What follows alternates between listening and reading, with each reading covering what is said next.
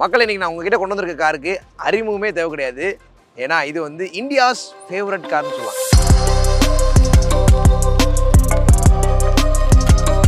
India's மட்டும் கிடையாது, இந்தியாவில் இருக்க எல்லா மக்களுக்குமே ஒரு ஃபேவரட்டான ஒரு கார். பட்ஜெட்டில் கார் பார்க்குறவங்களுக்கு எப்பயுமே ஒரு சூப்பர் ஆப்ஷனாக ஸ்டில் நோ இருந்துட்டு இருக்குன்னு சொல்லலாம். 25 வருஷத்துக்கு மேலே 45 லட்சம் யூனிட் மேலே விற்றுருக்க ஒரே கார் இந்த கார் மட்டும்தான். அப்படி என்ன இந்த காரில் இருக்குது அப்படின்றதான் விஷயம். இப்போ ஹேட்ச்பேக் எடுத்துக்கிட்டோம்னா ஏ செக்மெண்ட், பி செக்மெண்ட், அதே மாதிரி செடான் எடுத்துக்கிட்டோம்னா பி செக்மெண்ட், சி செக்மெண்ட், அதுவே எஸ்யூவி எடுத்துக்கிட்டோம் micro SUV, compact SUV, mid size SUV, D segment SUV, full size SUV, crossover SUV, நிறையா இருக்குது. கார்ஸோட ஸ்டார்டிங் பாயிண்ட்டே இந்த கார் தான். இருக்கிறதுலே விலை கம்மியாக கிடைக்கக்கூடிய முதல் கார் இந்த கார் மட்டும்தான். இன்னைக்கு நியூ கார் ஃபார் எவரி சீரிஸில் நம்ம கூட ஆல்டோவோட டாப் எண்ட் இருக்குது. இந்த ஆல்டோ கார் எப்படி இருக்குது அப்படின்றத இந்த வீடியோவில் டீட்டெயிலாக பார்ப்போம். அதுக்கு முன்னாடி ஃபஸ்ட்டு இந்த ஆல்டோவோட எக்ஸ்டீரியர் எப்படி இருக்குன்றத பார்ப்போம். Compact in size starts from the dimension. Length 3530 mm, width 1490 mm, height 1520 mm, wheel base 2380 mm, ground clearance வந்து 167 mm கொண்ட ஒரு கார் தான் இது. நம்ம கூட இருக்க கலர் வந்து ரெட் கலர், பார்க்கறதுக்கு அட்ராக்டிவாக இருக்குன்னு சொல்லலாம். இந்த காரில் என்னென்ன கலர் ஸ்கீம் அவைலபிளாக இருக்குன்னு சொல்லி நீங்கள் ஸ்லைடில் பார்க்கலாம். இந்த காரோட டிசைன் பற்றி சொல்லணும்னா ஒரு கம்ப்ளீட் ஃபேமிலி கார் எப்படி இருக்குமோ அதுக்கு தகுந்த மாதிரி டிசைன் பண்ணியிருக்காங்க. இந்த காரோட டிசைனுக்கும் இந்த காரோட ஹெட்லாம்புக்கும் ஒரு கனெக்ஷன் இருக்குது. ஹெட்லைட் வந்து ஃபுல் ஹாலஜன் பல்பாக தான் வந்து கொடுத்துருக்காங்க. அதே மாதிரி இண்டிகேட்டரும் ஹாலஜன் பல்பு தான். சுசுகியோட பேட் சென்டரில் வந்தது. அது கீழே வந்து ஹனிகாம் பேட்டர்ன் கிரில் வந்து நல்லா வைடாக கொடுத்துருக்காங்க. டிசைன் வைஸ் வந்து கொஞ்சம் டெக்கியாக ரொம்ப எலிகண்டாக இருக்குன்னு சொல்லலாம். கீழே ஸ்கிட் பிளேட் ஃபினிஷிங்லாம் கொடுத்துருக்காங்க. நம்ம போய்ட்டு ஹோல்டர் வந்துருது. சைட் வீல பார்த்தோம்னா டயர்ஸ் தான் 145, 80, 13 inches wheels, front wheel drive option, ஃப்ரண்ட்ல டிஸ்க் வந்துடும். ஜேகே பிராண்ட் வந்து டயர்ஸ் போட்டிருக்காங்க. இந்த டயரோட லைஃப் ஸ்பேன் பார்த்தோம் அப்படின்னா அரௌண்ட் ஒரு 25 to 30,000 கிலோமீட்டர்ஸ் வரைக்கும் வரும் as per your driving condition. Side ஃபெண்டர்ல பாடி மவுண்டட் இண்டிகேட்டர் கொடுத்துருக்காங்க. ஓஆர்ஏ வந்து பிளாக் ஃபினிஷ்ல தான் இருக்கு. பட் உள்ள வந்து ஒரு ஸ்டிக் கொடுத்துருக்காங்க. அதை வச்சு நீங்க மேனுவலா தான் அட்ஜஸ்ட் பண்ணிக்கணும். ஃபிளாப் டோர் ஹேண்டில்ஸ் கீழே வந்து ரெக்வஸ்ட் சென்சர்ஸ் எதுவும் கிடையாது. பட் கீ ஹோல்ட் இருக்கு. அதை வச்சு தான் நீங்க ஓப்பன் பண்ணணும். பட் இந்த கார்ல லாக் அண்ட் லாக் ஃபீச்சர் கீழே கொடுத்துருக்காங்க. ஸோ டிரைவரோட விண்டோ வியூ பெருசா இருக்கு. கோ டிரைவரோட விண்டோ வியூ ஓகே. ஹெட்லைட்டுக்கு ஒரு கனெக்ஷன் இருக்குன்னா டெய்ல் லைட்டுக்கு ஒரு கனெக்ஷன் இருக்கு. டிசைனோட டெய்ல் லேம்பும் full halogen bulb tail lamps தான் வந்து கொடுத்துருக்காங்க. ஆல்டோ கேட்டனோட பேட்ச் வந்துருது, சுசுகியோட பேட்ச் வந்துருது. இங்கே வந்து கீழே கீ ஹோல் வந்துருது. டெய்ல் கேட்டை நீங்கள் உள்ள இருந்தால் ஓப்பன் பண்ணி ஒன்றும். பின்னாடி பம்பரில் பார்த்தோன்னா 2 பார்க்கிங் சென்சர்ஸ் தான் கொடுத்துருக்காங்க. அதே மாதிரி கீழே நம்பர் பிளேட் ஹோல்டர் வந்துருது. ரிவர்ஸ் கேமரா இந்த காரில் கிடையாது. ரியர் விண்ட் ஸ்க்ரீன்லையும் எந்த ஆப்ஷன் கிடையாது. But roof mounted stop lamp மட்டும் கொடுத்துருக்காங்க. ஆல்டோ கேட்டனில் யூஸ் பண்ணியிருக்க இன்ஜின் இது வந்து கேட்டன்னு சொல்கிறோம். அதிலே ஆன்சர் இருக்குது.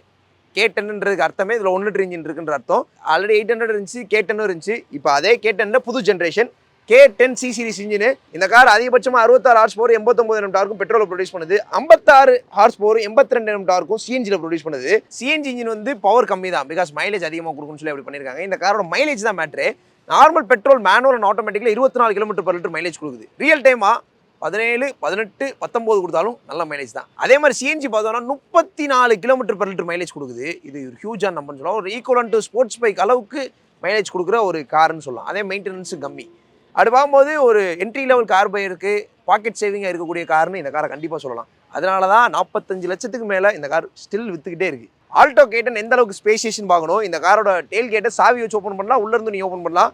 ஓப்பன் பண்ணோம்னா 213 லிட்டர் பூட் ஸ்பேஸ் வந்து கொடுத்துருக்காங்க. இந்த காரோட செக்மெண்ட் கம்பேர் பண்ணும்போது இந்த ஸ்பேஸ் ஒரு நல்ல ஸ்பேஸ் சொல்லலாம். பிகாஸ் ஒரு குட்டி கார், என்ட்ரி லெவல் கார்ஸ்ன்னு ஸ்டார்ட் ஆனாலே இந்த கார் தான் ஃபஸ்ட்டு கார். அப்படி பார்க்கும்போது இல்லை இந்த 213 லிட்டர் ஒரு நல்ல ஸ்பேஸ்ன்னு சொல்லலாம். மேலே பார்சல் ட்ரை கொடுத்துருக்காங்க. ஸ்பேர் வீல் வந்து நார்மல், இது வெளியே என்ன டயர்ஸ் இருக்கும் 145 செக்ஷன் டயர்ஸ். அதே மாதிரி 13 inches ஸ்டீல் வீல் தான். ஓகே, ஸ்பேஸ் வந்து வெல் கம்பேரிங் டு செலிரியோ இது கம்மி. செலிரியோ வந்து இதோட பெரிய கார், டைமென்ஷன் பெருசு, அதே மாதிரி பட்ஜெட்டும் கூட.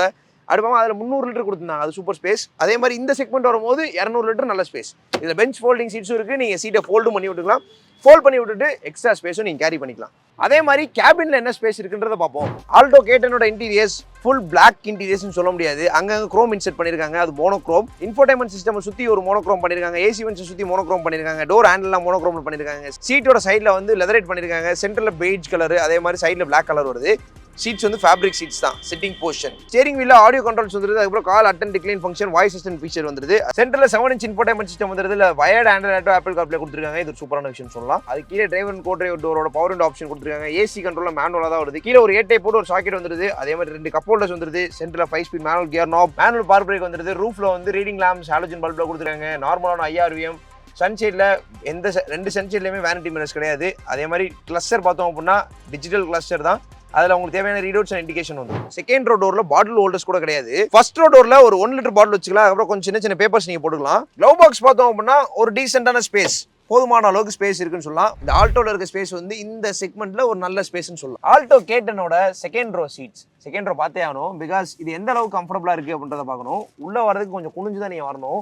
கால் எடுத்து வைக்கிறதுக்கு ஓகே, டோர் ஒய்டாக ஓப்பன் ஆகுது, கால் எடுத்து வைக்கிறோம், ஈஸியாக இருக்குது. பட் குனிஞ்சு தான் நீங்கள் வரணும். ஹைட் கொஞ்சம் கம்மி தான். ஹெட்ரூம் பார்த்தோம் அப்படின்னா ஓகே டீசன்ட். வெளியே போகிறதுக்கு எப்படின்றது பார்ப்போம். வெளியே உங்களால் ஈஸியாக போயிட்டு வர முடியுது. பட் உள்ளே வரதுக்கு மட்டும் நீங்கள் லைட்டாக குனிஞ்சு தான் வரணும். இப்போ நார்மலாக சீட் பொசிஷன் வந்து நான் ஓட்டுறதுக்கு எந்த அளவுக்கு செட் பண்ணணும் அது மாதிரி செட் பண்ணியிருக்கேன். Leg room decent. பின்னாடி ஒரு ஆள் கம்ஃபர்டபுளாக உட்காந்து வரலாம். அட்ஜஸ்டபிள் ஹெட்ரஸ் கிடையாது, but still it's okay. Fabric seats fine. 3 பேருக்குமே சீட் பெல்ட் கொடுத்துருக்காங்க. ஆம்ரெஸ்ட்மெண்ட் கிடையாது, பிகாஸ் இந்த பட்ஜெட்டில் கொடுக்க முடியாது. செகண்ட் ரோவில் வந்து நார்மலான விண்டோ ஓப்பனிங் தான், பவர் விண்டோ இல்லை, அது கொடுத்துருக்கலாம், அது மிஸ் பண்ணிட்டாங்க. ஓகே, ஹெட்ரூம் 6 ஃபீட் இருந்தீங்கன்னா கொஞ்சம் தட்டுறதுக்கு வாய்ப்பு இருக்குன்னு நினைக்கிறேன். செக் பண்ணி பார்த்துக்கோங்க. நான் 5.8 ஃபீட்டு, 6 ஃபீட்னாலும் கொஞ்சம் மேனேஜ் பண்ணால், பட் இருந்தாலும் நீங்கள் இப்படி உட்காந்துருக்க மாதிரி இருக்கும். ஓகே, இப்போ 2 பேர் இந்த சீட்டை உட்கார முடியும்னு தோணுது. இருந்தாலும் அந்தளவு கான்ஃபிடன்ஸ் இல்லை எனக்கு. ஒரு ஆள் உட்காரலாம்னு தோணுது. இருந்தாலும் இந்த காரில் 2 பேர் உட்காந்து பார்த்துருவோம். மக்களை 3 பேர் இந்த சீட்டில் இருக்கோம்.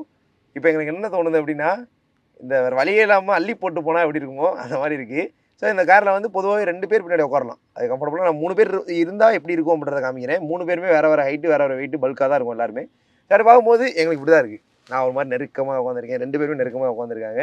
ஸோ 2 பேர் ஃபேட்டாக இருக்காங்க அப்படின்னா 2 பேர் மட்டும் இந்த சீட்டில் உட்காந்தாங்கன்னா கம்ஃபர்டபுளாக இருக்கும். 2 பேர் லீனாக இருக்காங்க, 3 பேர் லீனாக இருக்காங்கன்னா கூட கொஞ்சம் ட்ரை பண்ணால் அப்பையும் கன்ஜஸ்டடாக தான் இருக்கும். பட் இருந்தாலும் 2 பேருக்கு ரொம்ப சொகுசாக இருக்கும். கண்டிப்பாக சொல்லணும், இந்த பட்ஜெட் ரேஞ்சில் சொகுசுனா நல்ல சொகுசு. ரொம்ப சொகுசுனோடனே அப்படியே சொஃபஸ்டிகேட்டட் அப்படிலாம் போகக்கூடாது.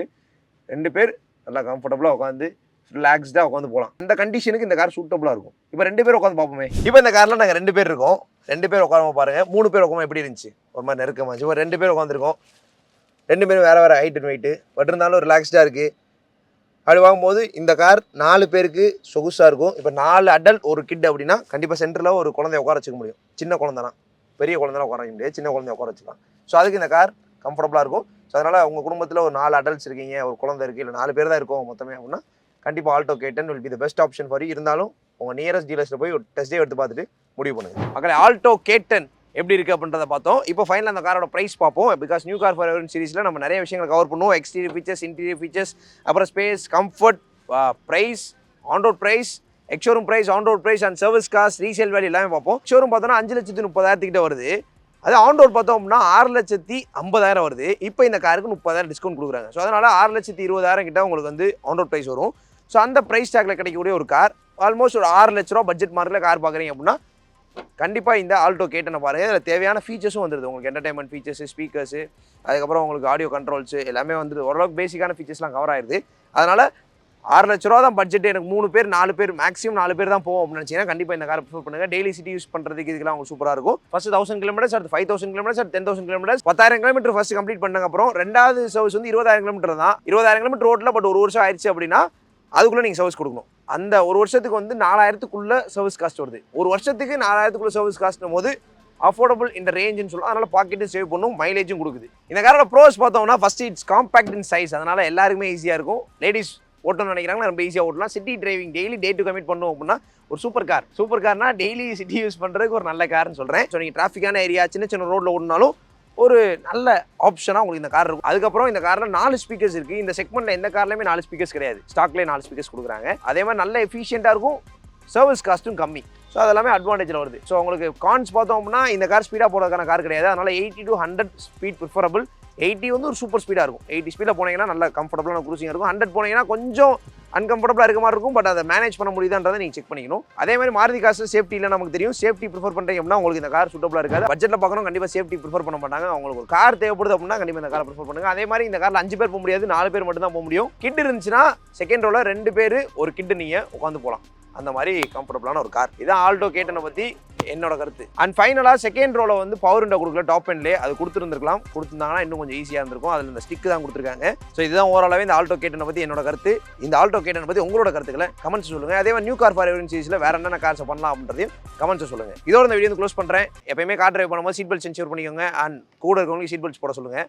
அதே மாதிரி டிரைவ் சேஃப்லி.